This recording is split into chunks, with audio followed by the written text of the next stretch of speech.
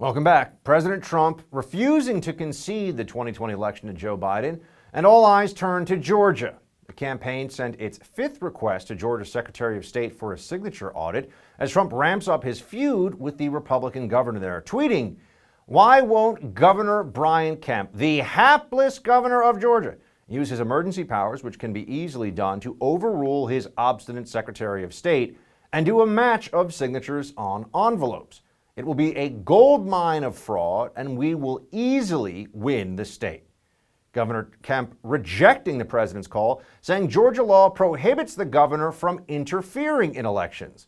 Got this all going on as the Republican Secretary of State, Brad Raffensperger, announces 23 investigators are looking into more than 250 claims of voter fraud and irregularities, including absentee ballot problems, claims of people voting twice, people casting a dead person's ballot, and non-residents voting.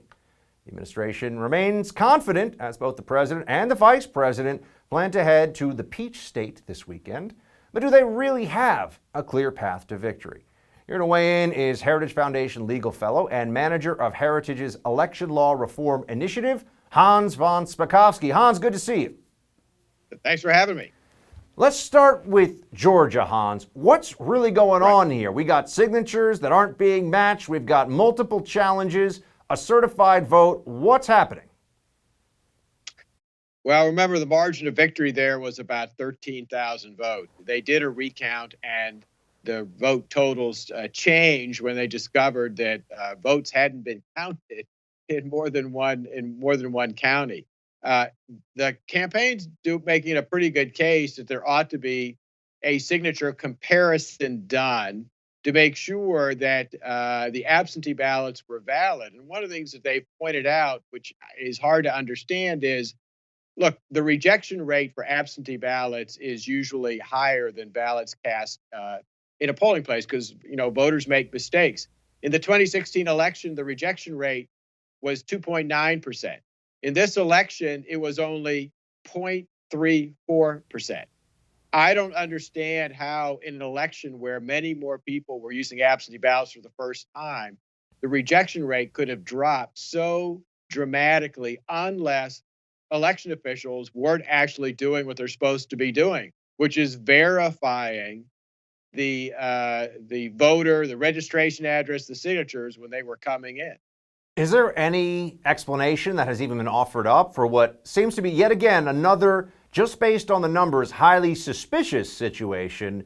Have they said, we just got better at getting the word out so there were less people making those kinds of errors in Georgia? I'm just wondering, Hans.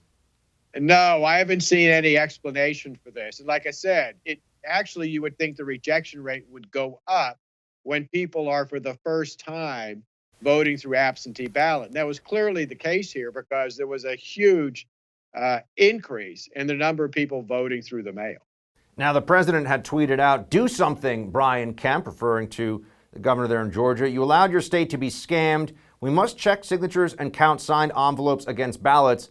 Then call off election. It won't be needed. We will all win." What's the tension here between what the president's saying and what's going on? Is Governor Kemp in a position to do something about this? I think everyone's looking at this, Hans, not just for the presidential election, but also because we have these Senate runoffs coming up.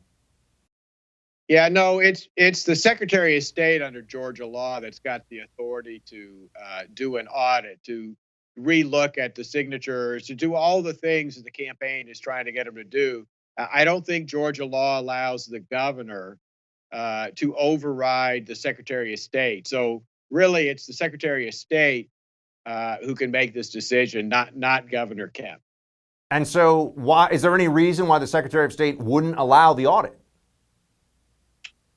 I don't know. I would think, given all of the claims that have been made and some of the funny numbers, like I said, the rejection rate dropping so much, I would think you would want to do an audit, particularly of some of the really big counties like Fulton County, Gwinnett County, Cobb County, which are the counties that surround the Atlanta area. Hans, also want to ask you about the Attorney General put out a statement today. "To date, we have not seen fraud on a scale that could have affected a different outcome in the election." And the Trump legal team has already put out a response to them saying, with all due respect, there hasn't been any semblance of a Department of Justice investigation. We have gathered ample evidence. Let me ask you, I know you're not a one-man DOJ investigative team, so we're only going on what we can see here in the press and what the legal team has provided so far in public. But Hans, what aspect of what we've seen so far for this election do you think is most troubling and there's, for lack of a better way of putting it, the most meat on the bone when we're talking about fraud? Well, I think actually the biggest, most powerful case that the Trump administration has is probably in Pennsylvania, where you had state officials basically overriding state law and doing two things. One, allowing absentee ballots to be counted that came in after Election Day, which violates state law. And second, giving a cure process to voters so that they could come in and fix defective ballots where, for example, they didn't sign it, when again, state law doesn't allow that to happen. And that, I think both of those are very problematic changes in the rules that they weren't authorized to make. Hans, the Georgia Senate runoffs on January 5th are going to get a whole lot of political heat going. It's already starting.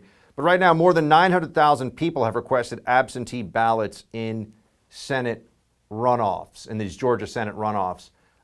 Do you feel like we have the safeguards in place and that there's been at least enough light shown on some of these issues that we can trust that the Georgia Senate runoff election is going to be conducted in accordance with the law? No, I'd be worried about it, particularly because just like in other counties, you've had allegations that, for example, absentee ballots in some places were accepted after the statutory deadline.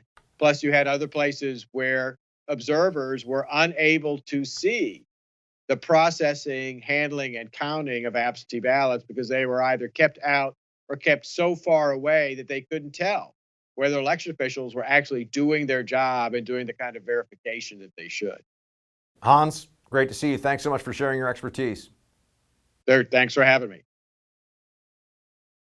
Hey, Team Buck, just want to say thanks so much for watching The First on YouTube. If you like this video, be sure to give it a thumbs up. And if you want to see more great content from The First, please click that subscribe button.